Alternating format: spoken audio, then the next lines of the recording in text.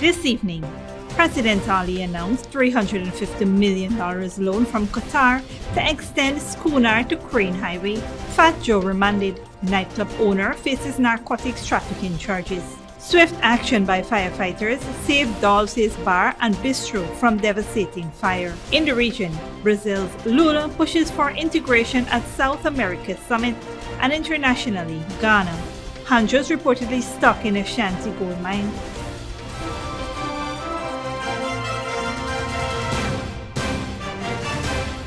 Welcome to this broadcast of Channel 2's Headline News Update for May 31st, 2023. I am Bibi Bacchus. Thank you for joining us. In a swift response, firefighters managed to save the Dolce bar and bistro from extensive damage after a fire broke out at the establishment. The incident occurred around 5:30 p.m. yesterday afternoon, prompting firefighters to spring into action. Upon receiving the report of the fire at Lot 63A Sheriff and 2nd Street in Georgetown, water tenders, water carriers, and an ambulance were immediately dispatched. The affected structure was a two-story building owned by Leonard Shim and occupied by Sean Major, who operates the establishment as a restaurant and bar. The building featured a combination of wooden and concrete structure.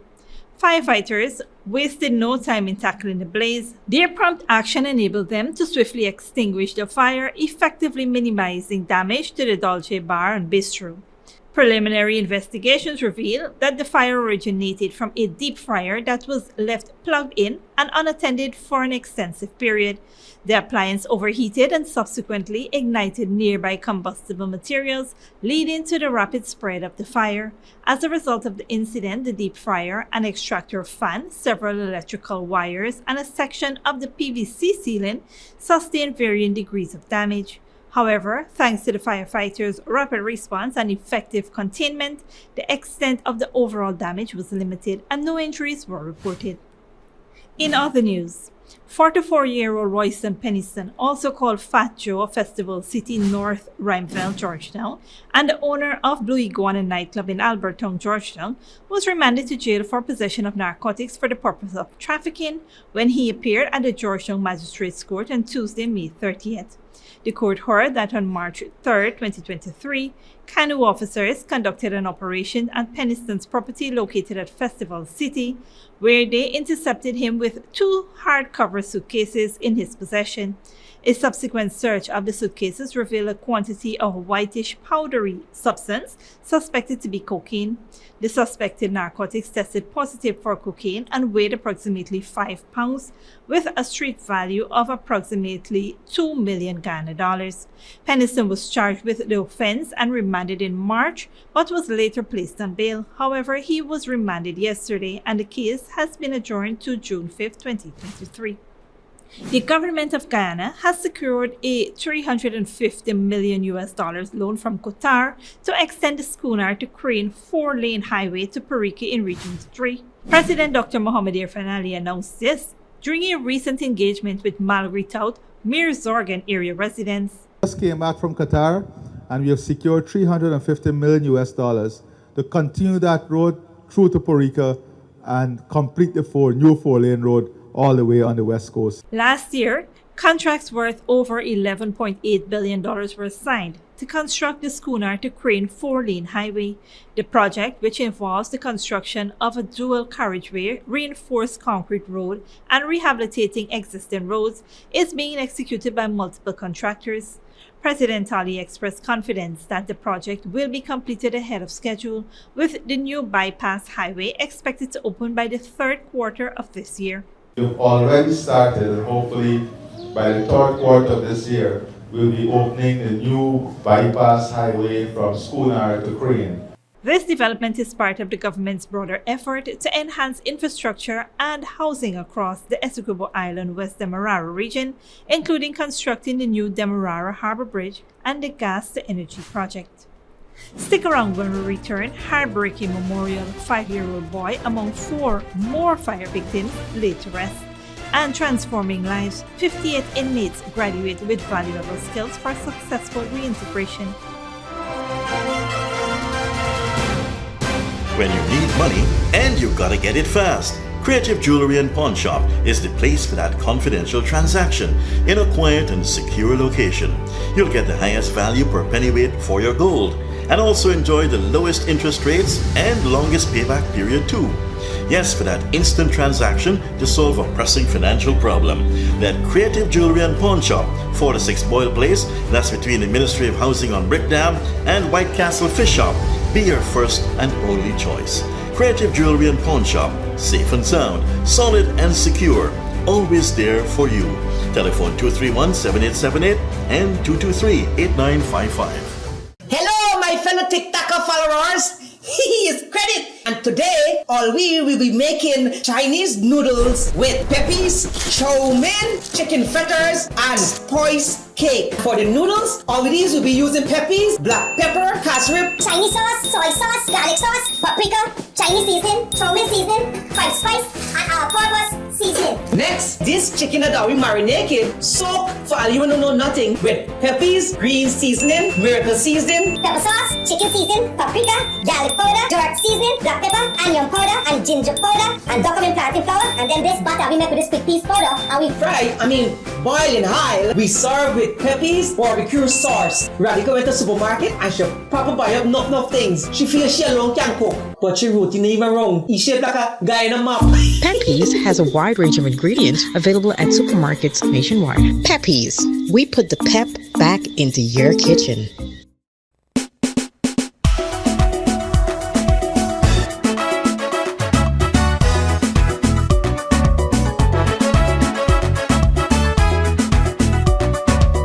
Make Georgetown beautiful once more with the council that you choose. Keep the city bright for sure, and the heritage we don't lose, and the heritage we don't lose, and the heritage we don't lose. Vote the Independent Citizens for Progress for a better and beautiful Georgetown at local government elections in June.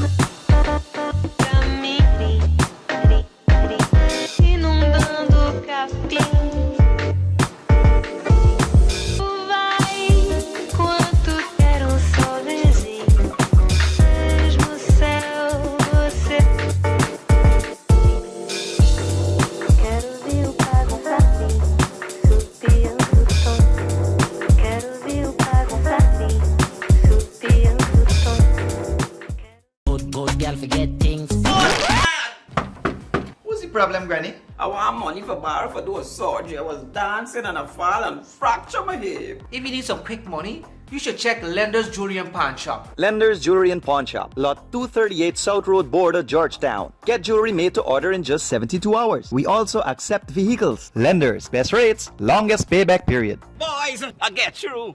Plus, I could dance again. Lender's Jewelry and Pawn Shop.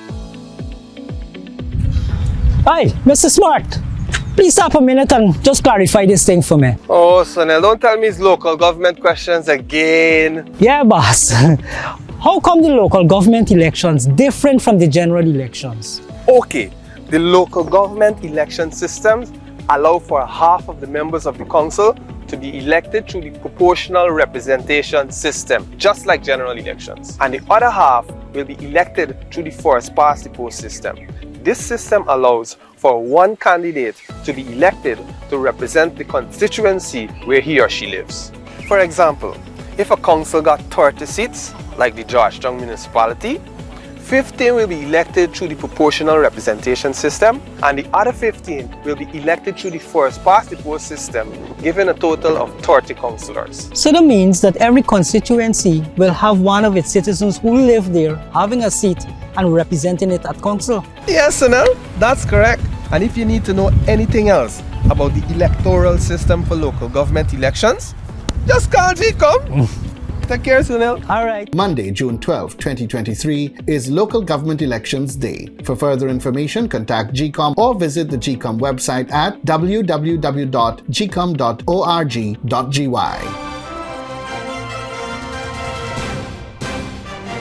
Welcome back. In a remarkable display of determination and transformation, 58 inmates at the Lusignan Correctional Facility have recently graduated from various skill training programs. From culinary arts to electrical installation, carpentry and joinery, these inmates have equipped themselves with valuable skills that will pave the way for a successful reintegration into society upon completing their sentences. Under the guidance of Senior Superintendent of Prison Dioraj Gaindat, the prisons has prioritized empowering inmates with the tools necessary for a fresh start. The initiative aligns with the prison's mandate to support inmates' successful transformation back into the community, as highlighted in a statement from the Guyana Prison Service. Maria Bristol Grant, the officer in charge of prisons, welfare and corrections, emphasized the significance of providing inmates with practical skills that can be harnessed to secure a livelihood once they return to society. She applauded the graduates' outstanding achievements, recognizing their commitment to personal growth and development. Director of Prisons Nicola Elliott outlined the importance of mindset shifts and practical skill acquisitions. He expressed the prison's unwavering dedication to helping inmates learn from their past mistakes and become better individuals. Elliott also expressed gratitude to the government for its continuous support in enhancing prison services rehabilitative efforts. In 2022, approximately 1,400 inmates underwent training in diverse disciplines, including blockmaking, basic agriculture, and culinary arts at a cost of $88.9 million. This year, the government plans to allocate $100 million towards the training of 1,500 inmates, further reinforcing their commitment to providing opportunities for rehabilitation and reintegration. In a heart-wrenching memorial service held at the Mahdia airstrip, students from the Mahdia Secondary School in Region 8 came together to mourn the loss of their colleague, Yolanda Carter. The memorial was held as a tribute to Yolanda and 3 other girls from Chinapoo, Mary and Martha Danrad and Omifia Edwin, who tragically lost their lives in the recent fire that engulfed the school's female dormitory. Friends, teachers, and community members stood in solidarity, sharing their condolences and memories of Yolanda and her classmates. Amidst the mourning, the community also bid farewell to 5-year-old Adonje Jerome, another victim of the Mahdia dorm fire. Adonje, hailing from Maikobi in Region 8, was laid to rest today. Friends and family gathered at the Eccles Assembly of God Church on the east bank of the Marara to pay their final respects and bid farewell to the young lad. It was a solemn occasion filled with tears, prayers, and shared grief as loved ones said their last goodbyes to the young man. The loss of these lives has left an indelible mark on their families, communities, and the entire country. Don't go away after the break. Ghana. Hundreds reportedly stuck in Ashanti gold mine, and Malaysia seizes Chinese ship suspected of looting World War II wrecks. Good girl forget things. What's the problem, Granny? I want money for borrow for those surgery. I was dancing and I fall and fracture my hip. If you need some quick money, you should check Lender's Jewelry and Pawn Shop. Lender's Jewelry and Pawn Shop, lot 238 South Road Border, Georgetown. Get jewelry made to order in just 72 hours. We also accept vehicles. Lender's, best rates, longest payback period. Boys, I get through. Plus, I could dance again. Lender's Jewelry and Pawn Shop. Hello, my fellow TikToker followers. He is Credit, and today all we will be making Chinese noodles with peppies, chow mein, chicken fritters, and spice cake. For the noodles, all these will be using peppies, black pepper, cashew, Chinese sauce, soy sauce, garlic sauce, paprika, Chinese seasoning, chow mein seasoning, white spice, and all-purpose seasoning. Next, this chicken that we marinated, soak for all you know nothing with peppies, green seasoning, miracle seasoning, Pepper sauce, chicken seasoning, paprika, garlic powder, dark seasoning, black pepper, onion powder, and ginger powder, and document plantain flour, and then this butter we make with this quick piece powder, and we boil in high. We serve with peppies, barbecue sauce. Radhika went to the supermarket and she proper buy up enough things. She feels she alone can cook, but she routine even wrong. She shaped like a guy in a map. Peppies has a wide range of ingredients available at supermarkets nationwide. Peppies, we put the pep back into your kitchen.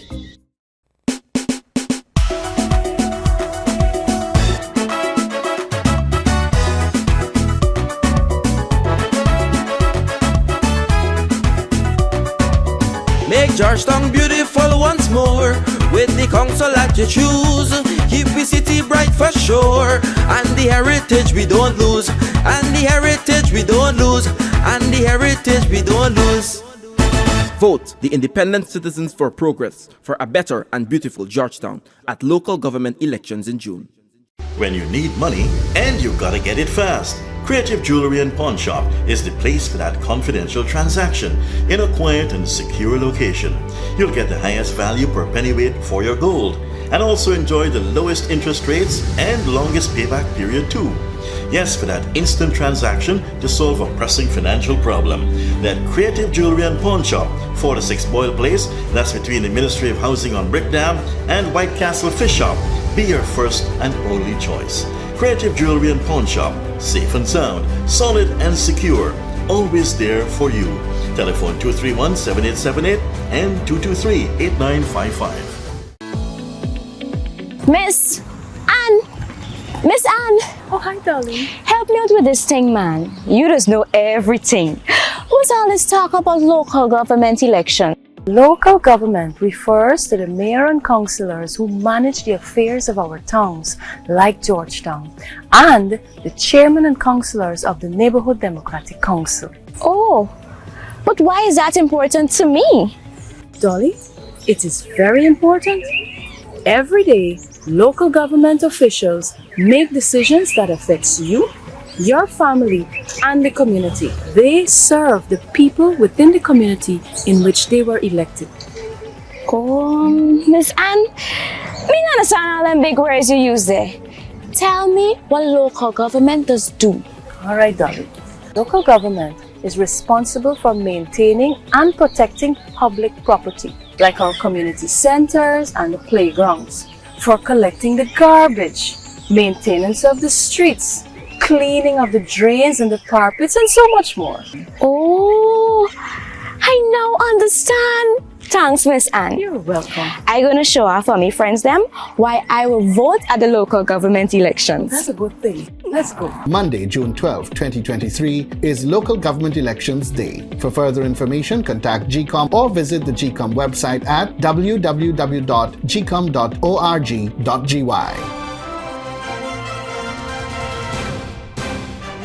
Welcome back. Now let's take a look at what's happening in the region and around the world. Brazilian President Luiz Inácio Lula da Silva has urged South American countries to defend their economic and cultural ties, but with Venezuelan President Nicolas Maduro taking part, divisions were cleared among the region leaders. Al Jazeera's Lucia Newman reports.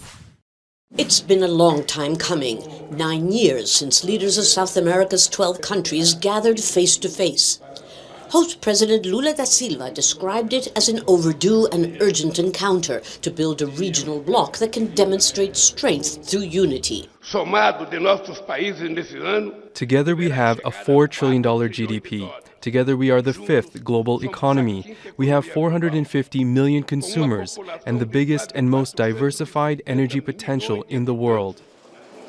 Brazil's president outlined 15 initiatives for discussion behind closed doors, including highway, energy, and trade integration, and a single South American currency for continental commerce. Brazil favors reactivating UNASUR, the South American bloc he helped create 15 years ago, but that most countries abandoned when the political pendulum in the region swung from left to right. Most agreements in South America, most advances of big issues in South America, they are constantly on a stop-and-go movement, because when there's ideological alignment, there's willingness to advance. When there isn't ideological alignment, the advance becomes much slower. The presence of Venezuela's President Nicolas Maduro, whom many consider authoritarian, became divisive. Streaming his own speech on social media, Uruguay's president minced no words. Not all of us here have the same definition of what is respect for institutions, for human rights, and for democracy. President Lula is also under fire. As the head of the region's largest economy, he is clearly trying to recover the role he played during his last presidency as South America's natural leader. Yet right now he is being strongly criticized, both here at home and abroad, for his unequivocal support of Nicolás Maduro. But in the end, there was consensus on the need not to exclude anyone and to focus on what they have in common. If they succeed in laying the groundwork for continental integration, the biggest challenge will be to create a bloc that can survive the test of time. Lucia Newman, Al Jazeera, Brasilia.